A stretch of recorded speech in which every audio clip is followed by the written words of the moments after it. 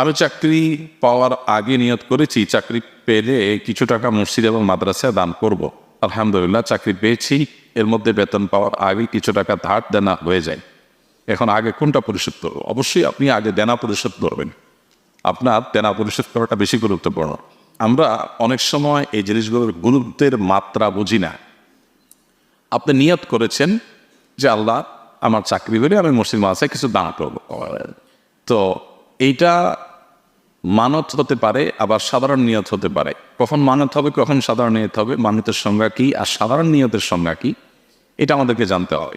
যখন আমরা কোনো কাজ হওয়ার শর্তে দানের নিয়ত করব বা কোনো আমলের নিয়ত করব, সে আমলটা যদি তার ক্যাটাগরির আমল যদি শরীয়তে ফরজ থাকে, যেমন আপনি নিয়ত করলেন আল্লাহ আমি 2 রাকাত নামাজ পড়ব, আমার যদি চাকরিটা হয় তাহলে এটা মানত হয়ে যাবে।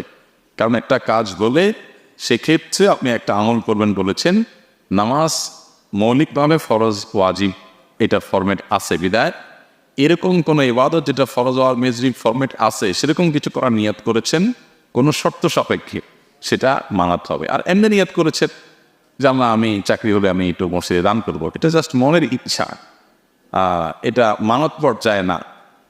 জাস্ট আপনি বলেছেন যে বা নিয়ত করেছেন মনে মনে যে আমি এটা হলে এটা করবো। এই নিয়ত রক্ষা করাটা উত্তম কিন্তু আবশ্যক না, কিন্তু মানত রক্ষা করাটা আবশ্যক।